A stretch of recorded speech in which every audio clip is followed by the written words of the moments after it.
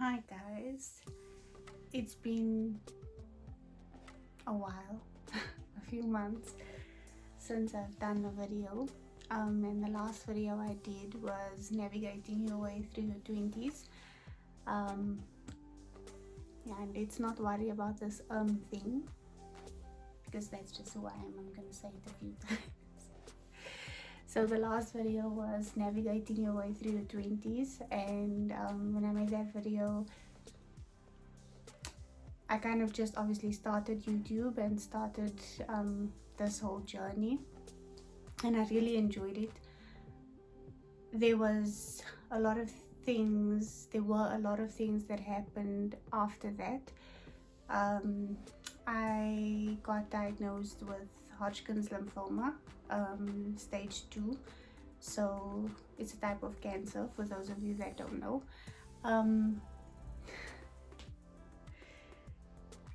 It was I think it was 2 months after the video that I posted.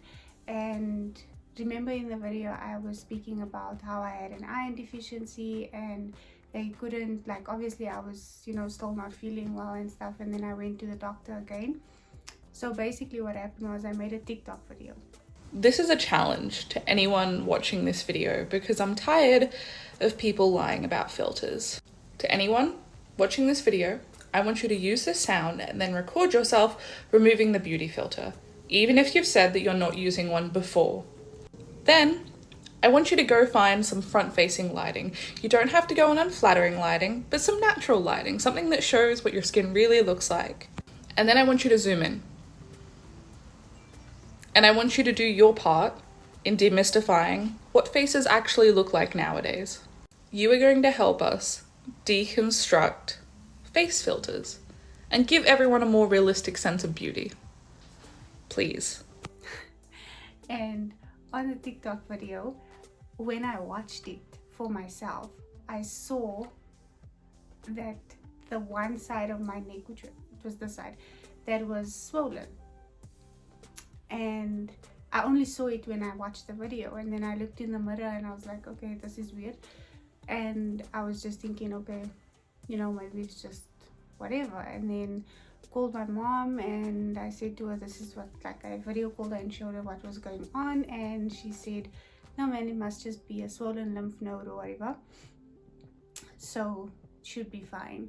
And then something just told me, okay, I need to go and check it out. I need to go and see what it actually is.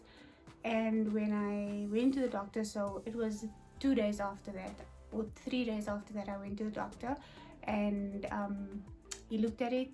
Then he heard my chest, because I've had a cough for a few months, and he looked at my chest, and well, he heard my chest, and he said, yeah, I know your chest sounds quite bad, and we just need to do some further testing. So I went for an ultrasound, and then I went for a chest x-ray.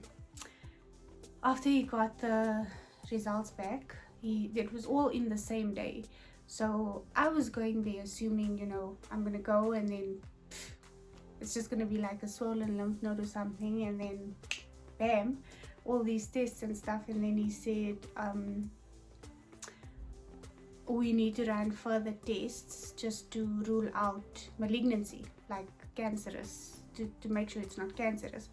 It could just be, an infection or something like that, but we need to do the tests to confirm. So at the time I didn't have something called MSA, medical savings to use, that you get with your medical aid to use to do tests and go to the doctor and get medication and all that stuff. And he said to me, okay, that's fine, then what we'll do is we will admit you. So I hate hospitals.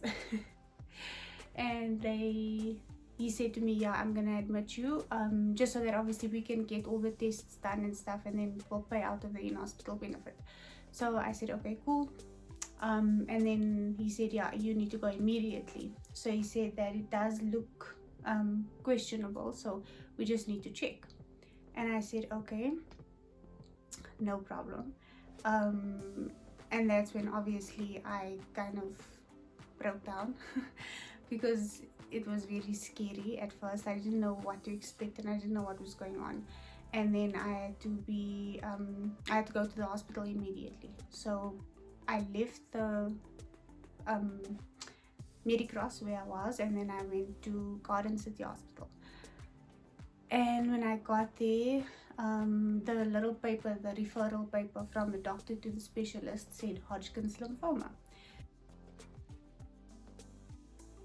So I was like, okay. Got to the hospital, got admitted, did the COVID test for the first time. It was like, the first one was fine. First and second one, I've done 3 in total, but the first and the second one was perfectly fine. It wasn't even bad for me, like it was okay. Yeah, and then I was in the hospital and I thought I would be there for like 2 days. I think I was there for three or 4 days. I'm not 100% sure, I don't really remember.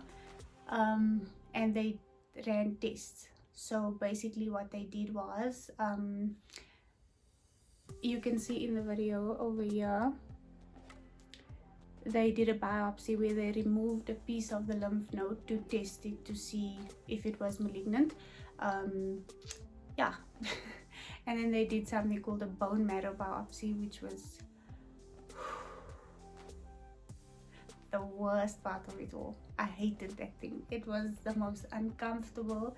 It's not even, it's like pain, but like not a pain, like a, it's like they dig into your, so basically they take a piece of your bone marrow. So they put a needle in and then they go into the bone, but they like dig into the bone and then they have to go further to get the marrow.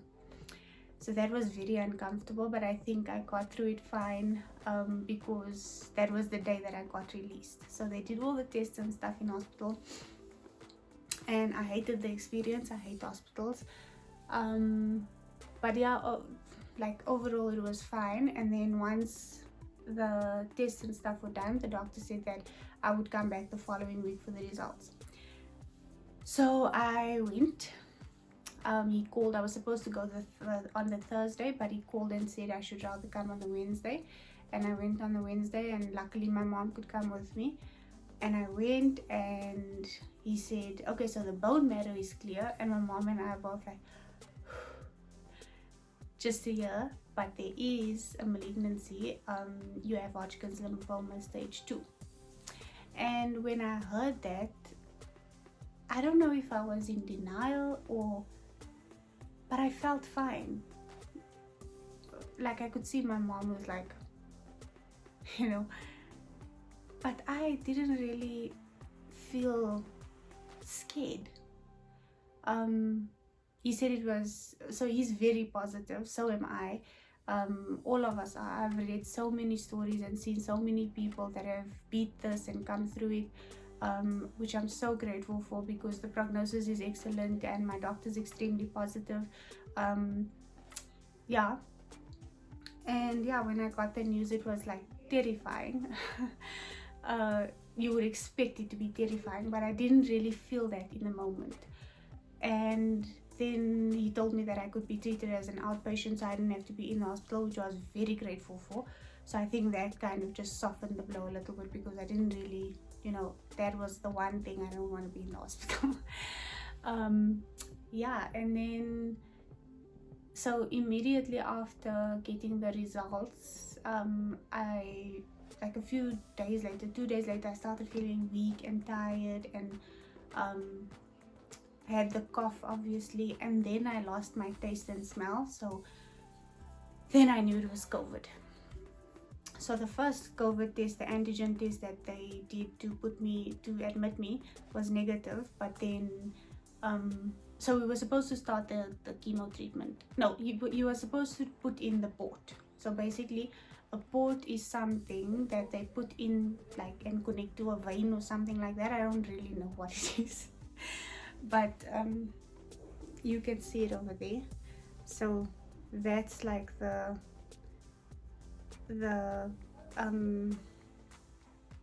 what do you call this thing? It's a port, and then this is like just a thing, like a, yeah. And so that needed to happen after getting the results, but before that could happen I needed to do a COVID test. So when I went for the COVID test, it said positive. Obviously no taste, no smell, weakness, fatigue, all of that stuff. So I got COVID. Luckily, thank God, it wasn't that bad. It was like not okay. It wasn't, I didn't enjoy it, but it wasn't as bad as so many people. And just side note, to those of you that have lost family members, loved ones because of COVID, my heart is with you. I know a lot of close friends and people that have lost others because of COVID. It's really sad, and my heart is with you. Yeah, but so they couldn't do the port then. So it was about 2.5 weeks, or almost going on a month, where I was obviously recovering from COVID, and I needed to start chemo, but they needed to put the port in first, but I had to be negative before they could do that. Eventually, fast forward, I went, and then I was COVID negative, and then I was admitted, and then they put the port in. Also a scary experience, because before they put the port in, an anesthetist came and said that my heart rate is extremely fast. So he was like, and you know, you just get so nervous and anxious, and like, oh gosh, it's like, because your whole life it's like you're healthy and you're fine, and then all of a sudden you go and check something on your neck, now you have cancer. And that's why, like, everything after that was like, oh, what now? Yeah, and then they put the port in. That was really painful. Not painful in terms of when they put it in, because I was under anesthetic, but afterwards my arm was very sore, the side of my body was extremely sore, very stiff, and could barely, you know, move it and stuff. And the day after they put the port in, we started with the first session of chemo. So obviously now that, and then also side effects of chemo and so on and so forth. And then I get an injection for every second chemo session. I get an injection that helps boost my counts and stuff, and my immune system. And that injection causes bone pain. So aside from normal chemo side effects, bone pain. Oh, and then the last time you saw me, I had hair. This time I don't. So it didn't look like this a week ago. A few days ago it started. So I cut it, I would say a week and a half ago I cut it, or 2 weeks, I'm not 100% sure. I cut it short, and now it's falling out even more. So simple, cuts the hair, thinking, okay, if I cut it short, it's not gonna fall out anymore. Yeah, so it's falling out more, so I'm gonna cut it all off now. And then yeah, not very excited about that, but you know, it's one of those things. The reason I decided to make this video is because it's mainly because I need to keep myself busy. I've been working. I just started working this week, which I'm really enjoying because it helps me feel normal. And now with this, it's just like I needed something to do. I also went through, I'm not going to go too much into that, but you know, we move, we have to be honest and stuff, especially on a platform like this where you are sharing your story and stuff. It has to come out eventually. I went through a breakup last week, about a week ago also. So a 6-year relationship that ended. I've moved back to my parents. So ja. Iemand wat mij zoekt vat me nou of los. Als je me niet nou wil hebben, if you don't want me now, leave it. All of that has happened. A lot of people have asked me, how the are you doing this, and how are you smiling, and how are you fine? And no, guys, I'm not pretending. You know, this is not a facade. It's like, it's not, is that a word? Facade. Facade.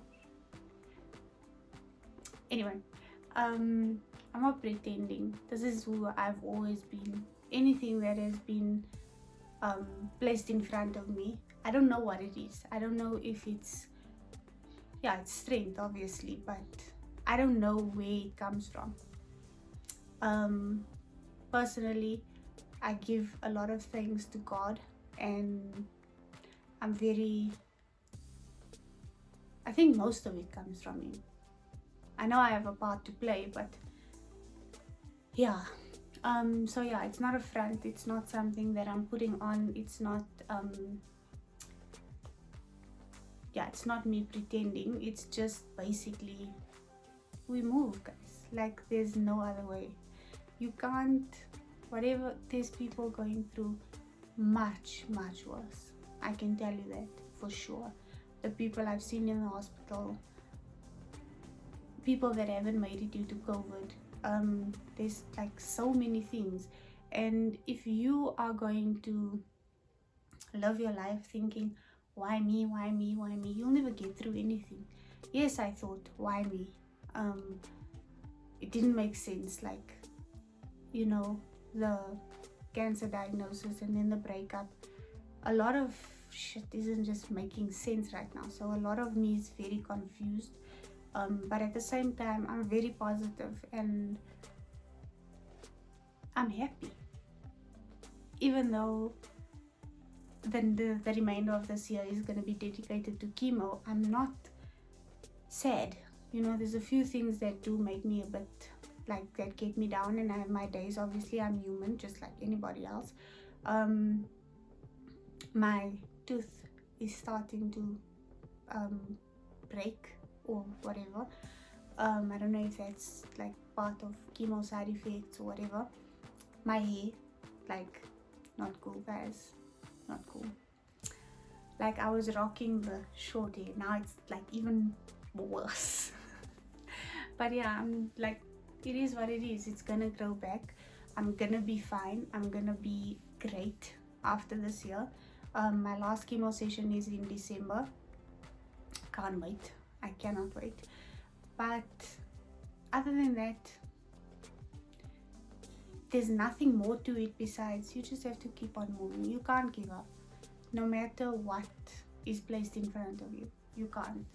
And I've learned so much in this short time. I've gone for 2 chemo sessions. My next one is next week. And basically, you go and then it's like a chemo clinic type of thing, and you go in and there's like these lazy boys that you sit on and whatever. And one thing I've learned about myself, my pain threshold is extremely high. I can take a lot, like, you know. Yeah, chemo itself isn't painful at all. Just when they put the needle in the port, that's a bit painful. Sometimes they give you numbing cream if you ask for it, but I'm kind of like, just at that point, like, let's just do this and get it done. But it's not painful at all, and the side effects that I've experienced is tiredness, weakness, loss of hair, some muscle and joint pain, and then when I have the injection, obviously the bone pain. Yeah, so this is just like beginning of the journey. I'll keep on doing videos, you know, as the journey goes on. And thank you to everyone that has reached out to me. Oh my word, it's actually overwhelming. There's so many people, like, positive well wishers, and wow, it's amazing.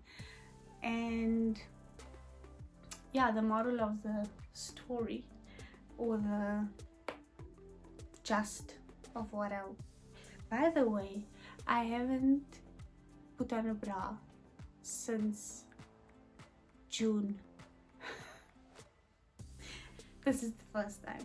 I haven't put on eyeliner and mascara. You guys know I don't wear makeup besides eyeliner and mascara, and today was the first time because I was just like, you know what, let's just do this.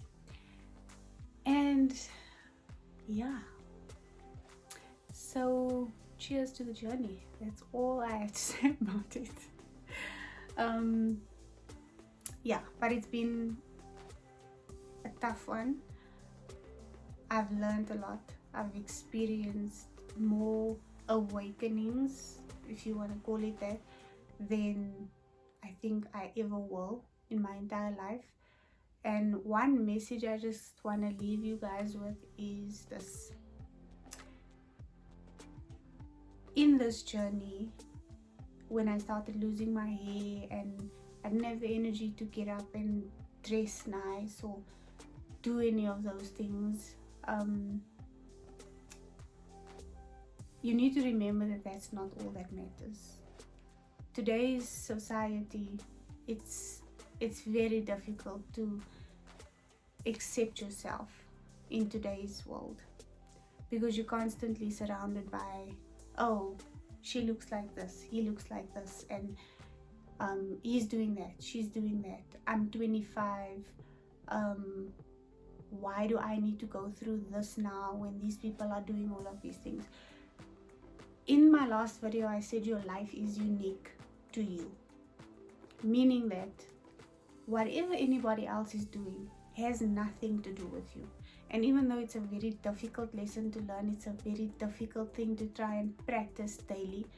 I know, because I'm going through it myself, seeing beautiful women on Instagram and Facebook and all of that stuff, and you kind of just like, oh, and you get that feeling like, I should be able to do that, and you get that jealous feeling. But life is not all about that, guys. Like, life is so short, and don't take this as me saying life is short. I'm gonna die. I'm not going anywhere. I have a life to live. I have things to do. So don't you worry about me. But it's short. And to worry about things like your hair, and I'm not saying it's not important. Obviously, personal appearance is important, but that's not all there is to life. And if you make that your number one priority, you will never be happy, ever. You need to be able to sit with yourself and understand that this is who you are, and you are happy with who you are. And it's not something that happens overnight. You can't just wake up one morning, oh, I'm completely happy with who I am. No, it takes work. It takes daily reminding yourself that yes, she's beautiful, but that doesn't mean I'm not. Yes, he's doing this, but that doesn't mean I can't. It doesn't mean I won't. You as a person need to understand that this is where you are at in your life. Be present in that moment. Stop looking for the grass to be greener on the other side. There's a quote and a saying that goes that the grass is greener where you water it. So it doesn't matter if you look there and look there. You guys all know, Jacob, love yours. You have to love your life. You have to love who you are. There's always going to be better out there, but that's not something you should be focusing on. You should always better yourself. The only better you should be looking for is to be better than you were yesterday. But other than that, work daily to make sure that you are putting yourself first. Work daily to make sure that this is not the only thing that's important. I saw something, I'm not sure where I saw it. I know it was on social media, I just don't remember where.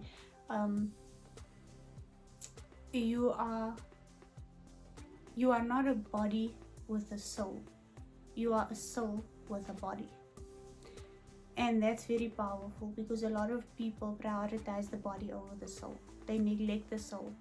And when you do that, you are constantly going to be looking for validation for all of this, and none of what's inside is ever going to matter.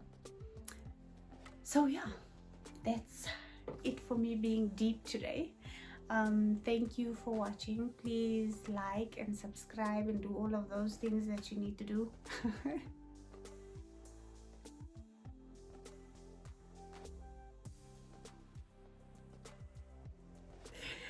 And I will see you guys very, very soon.